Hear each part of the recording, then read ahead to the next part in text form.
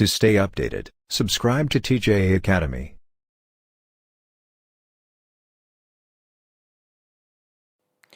बिस्मिल्लाहिर्रहमानिर्रहीम।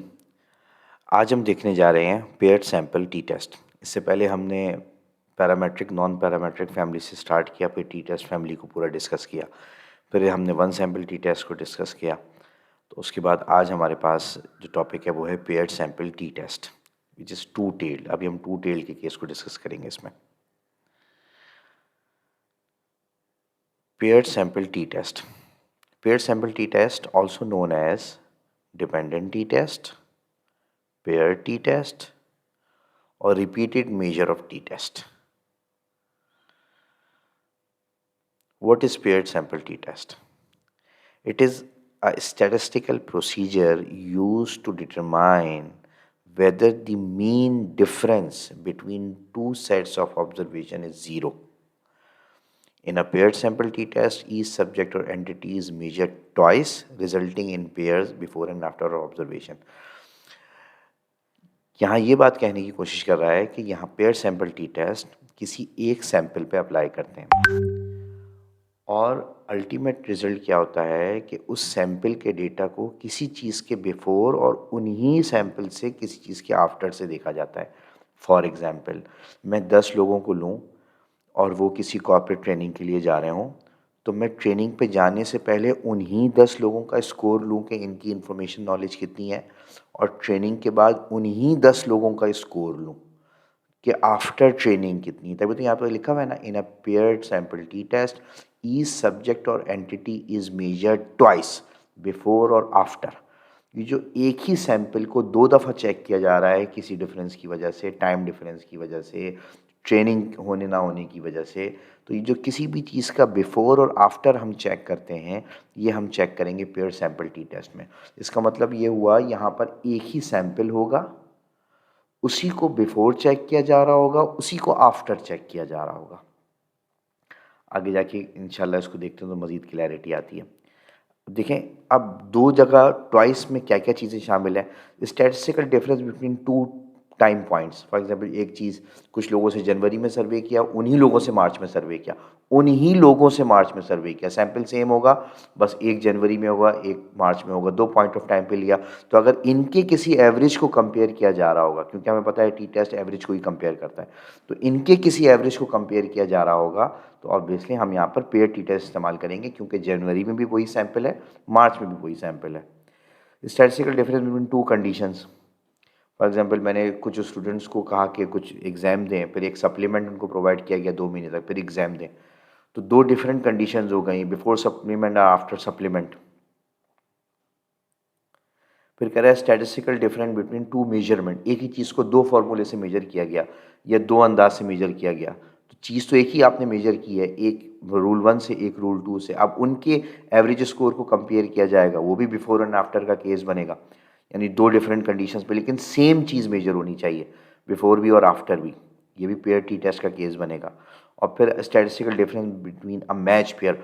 Matched pair कह ही उसे रहे हैं कि एक ही चीज़ की वैल्यू पहले भी है और उसी चीज़ की वैल्यू बाद में भी है, या दूसरे टाइम पर भी है, या दूसरे तरीके से भी है। तो यहाँ पर सैंपल एक ही लिया जाता है, बस 2 दफ़ा लिया जाता है, एक पहले एक बाद में। जैसे example of paired sample t test, effect of training. हमने कुछ लोगों का डेटा लिया और उनसे बिफोर ट्रेनिंग क्वेश्चन फिल करवाया, तो ये बिफोर ट्रेनिंग के स्कोर हैं। फिर ट्रेनिंग हो गई, आफ्टर ट्रेनिंग करवाया, आफ्टर ट्रेनिंग के ये स्कोर हैं। अब इनके स्कोर में जो डिफरेंस आ रहा है, यानी बिफोर ट्रेनिंग का जो एवरेज है और आफ्टर ट्रेनिंग का जो एवरेज है, ये सेम है या नहीं, ये हम चेक करते हैं पेयर्ड सैंपल टी टेस्ट में। इस तरीके से सप्लीमेंट की जैसे बात की थी, तो बिफोर सप्लीमेंट ये स्कोर आ रहे थे CGPA के स्टूडेंट्स के, आफ्टर सप्लीमेंट ये स्कोर आ रहे हैं। अब हमने ये चेक करना है कि बिफोर और आफ्टर जो डिफरेंस आ रहा है, क्या वो डिफरेंस सिग्निफिकेंट है या इनसिग्निफिकेंट है। ठीक है, तो इसमें भी ये वही स्टूडेंट हैं जो पहले थे, आफ्टर भी वही स्टूडेंट होंगे। तो यहाँ पर एक बात ध्यान में रखें कि सैंपल साइज सेम रहता है और यूनिट्स भी चेंज नहीं होते, साइज भी सेम रहेगा और यूनिट्स भी वही रहेंगे, यानी जिन लोगों से पहले डेटा लिया है उन्हीं से बाद में डेटा लिया जाएगा। Assumptions of paired sample t test. Normal जिस तरह हम टी टेस्ट हम पहले भी डिस्कस कर चुके हैं कि डिपेंडेंट वेरिएबल मींस जो वेरिएबल आप टेस्ट कर रहे हैं, चाहे वो ट्रेनिंग स्कोर हो, चाहे वो सीजीपीए हो, dependent variable must be continuous interval ratio scale में होना चाहिए। The sample data have been randomly sampled from a population, और data are independent which mean that there is no relationship between the observation. यानी एक respondent का score दूसरे respondent या एक ट्रेनिंग का स्कोर दूसरी ट्रेनिंग से रिलेट ना करता हो, इंडिपेंडेंट हो आपस में। ये सारी एजम्पशन हम ओवरऑल जो टी टेस्ट फैमिली थी उसमें भी देख चुके हैं। अब यहाँ पर the distribution is approximately normal, there should be no significant outlier. Obviously outlier होगा तो डिस्ट्रीब्यूशन नॉर्मल नहीं होगी। अब पेयर सैम्पल टी टेस्ट में नॉर्मल डिस्ट्रीब्यूशन किस चीज़ में देखी जाती है, इसको देखें। For a pair t test the normality assumption applies to the distribution of pair differences. यानी बिफोर और आफ्टर के स्कोर का जो डिफरेंस होगा ना, हम उसमें चेक करेंगे कि वो नॉर्मली डिस्ट्रीब्यूटेड अप्रोक्सीमेटली है या नहीं है, rather than raw test score. हम डायरेक्ट टेस्ट स्कोर को मेजर नहीं करें। तो ये एक छोटी सी एक अंडरस्टैंडिंग डिफरेंट थी दूसरे टी टेस्ट में और इसमें, कि पेयर्ड में हम डिफरेंस की डिस्ट्रीब्यूशन को चेक कर रहे होंगे। अब steps for checking those claims, यानी पेयर्ड वैल्यू और बिफोर वैल्यू और आफ्टर वैल्यू सेम है या नहीं है, उस चीज़ को हम क्लेम्स कह रहे हैं। अच्छा, let's consider case of training in an organization. First collect the score of each participant before training, जैसे पहले कहा। Then second collect the score of each participant after training. वही पार्टिसिपेंट हैं, ट्रेनिंग से पहले भी स्कोर लिया गया, ट्रेनिंग के बाद भी लिया गया। To check whether the difference in the average score of participant before and after training is the same or not। अब इस चीज़ को हमने चेक करना है कि ट्रेनिंग से पहले जो एवरेज स्कोर है पार्टिसिपेंट्स का और ट्रेनिंग के बाद जो एवरेज स्कोर है पार्टिसिपेंट्स का वो सेम है या नहीं। Then apply a pair t test, क्योंकि वही रिस्पॉन्डेंट है, एक ही सैम्पल है, बिफोर और आफ्टर को देख रहे हैं। Then apply a pair t test to find whether the average score of participants before training is equal to the average score of participants after training. इस चीज़ को चेक करने के लिए हम अप्लाई करेंगे पेयर सैम्पल टी टेस्ट और pair t test. अच्छा, अब यहाँ पर now we have two mean values to compare. Average score of participant before training हमने एज्यूम कर लिया, जो पीछे जो टेबल दिखाया था उसी का एवरेज स्कोर है ये। सेकंड हमारे पास average score of participant after training, अब ये एवरेज स्कोर है। एक्स बी बिफोर ट्रेनिंग का average score, X A after training का एवरेज स्कोर। अच्छा, अब हाइपोथेसिस क्या है और कैसे चेक किया जाता है पेयर्ड का। The average score of participant before training is not significantly different from average score of participants after training। Basically hypothesis ये कह रहा है कि जो एवरेज स्कोर पहले था वही स्कोर बाद में है, और यही पेयर टी टेस्ट का नल हाइपोथेसिस है कि बिफोर ट्रेनिंग का score average score of after training equal है। और इसका अगर ऑल्टरनेट हाइपोथेसिस देखें तो X B not equal to X A. अच्छा, यहाँ पर नॉट इक्वल टू क्यों लिया, कि हम टू टेल्ड की बात कर रहे हैं, तो इसलिए हमने कहा बराबर है और बराबर नहीं है। इसका मतलब ज़्यादा भी हो सकता है एक्स बी और कम भी हो सकता है, तो इसलिए हम इसको टू टेल्ड कह रहे हैं। अच्छा, अब डिसीजन रूल है, कैसे पता लगेगा कि हाइपोथेसिस नल हाइपोथेसिस एक्सेप्ट हो रहा है या रिजेक्ट हो रहा है। If t calculated is greater than t tabulated then reject H not, और if p value or significant value less than 0.05 then reject h naught given 5% level of significance। तो अगर यहाँ पर नल हाइपोथेसिस h नॉट को reject करेंगे तो इसका मतलब ये होगा कि बिफोर और आफ्टर की वैल्यू सिग्निफिकेंटली डिफरेंट है, यानी सेम नहीं है, तो हाइपोथेसिस रिजेक्ट का ये मतलब होगा। और अगर हम कहेंगे हाइपोथेसिस एक्सेप्टेड, तो एक्सेप्टेड का मतलब ये होगा कि बिफोर या आफ्टर में कोई फ़र्क नहीं पड़ा, मीन वैल्यू सेम है। अब हम इसकी एप्लीकेशन पे जाते हैं। देखें, ये हमारे पास एक डेटा फाइल है जिसमें स्कोर बिफोर ट्रेनिंग और स्कोर आफ्टर ट्रेनिंग दो वेरिएबल गिवन हैं, जैसा हमने डिस्कस किया था, और ये बिफोर और आफ्टर स्कोर यहाँ मौजूद है।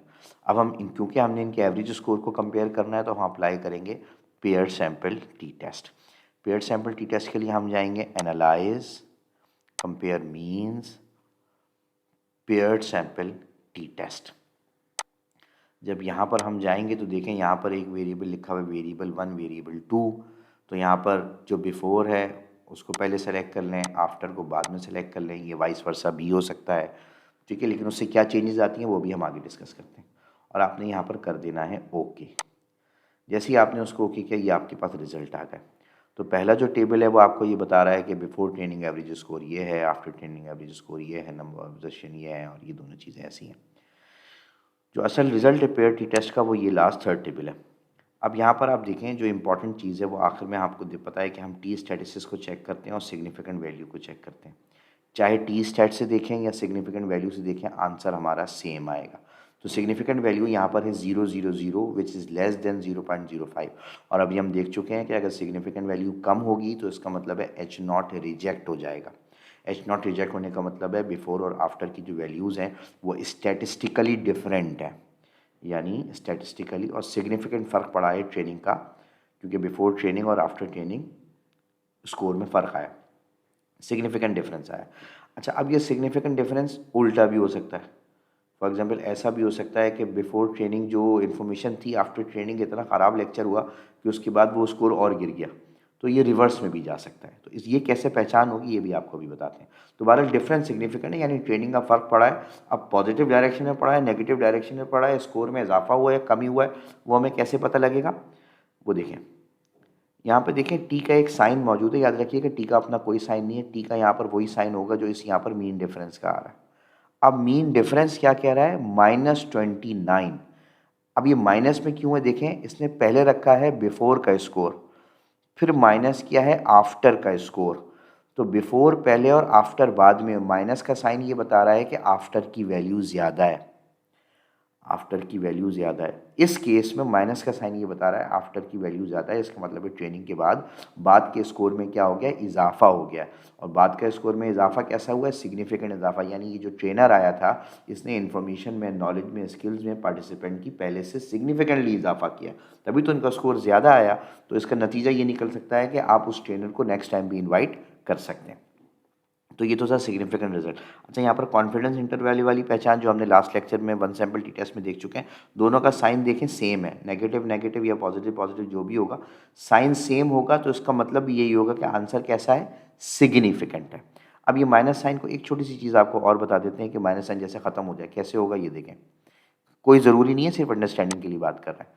अब यहाँ पे गए पेयर सैम्पल टी टेस्ट में गए, आपने कहा कि भाई मैं पहले आफ्टर सेलेक्ट करूँगा फिर बिफोर सेलेक्ट करूँगा, फिर आपने ओके कर दिया। जैसे ही आपने उसको ओके किया, ये देखें रिजल्ट में कोई फ़र्क नहीं है, वही मीन डिफरेंस यहाँ मौजूद है, बस साइन प्लस का आ गया है, यानी आफ्टर का स्कोर पहले रखा है इसने, बिफोर का स्कोर बाद में रखा है, तो मीन पॉजिटिव आ गया। देखें टी भी पॉजिटिव हो गया, सिग्निफिकेंट का रिजल्ट वही है। कॉन्फिडेंस इंटरवल में देखें साइन बदल तो गए लेकिन दोनों तरफ सेम साइन है, तो सेम साइन का मतलब भी यही है कि आंसर कैसा है, सिग्निफिकेंट है। तो ये तो था आपके पास पेयर्ड सैम्पल टी टेस्ट। तो आई होप कि ये पेड की एप्लीकेशन कॉन्सेप्ट की चीज़ें आपको क्लियर हुई होंगी। अगर ये वीडियो आपको पसंद आए इसको लाइक करें, शेयर करें, हमारे चैनल को सब्सक्राइब करें और बेल आइकन पर ज़रूर क्लिक करें।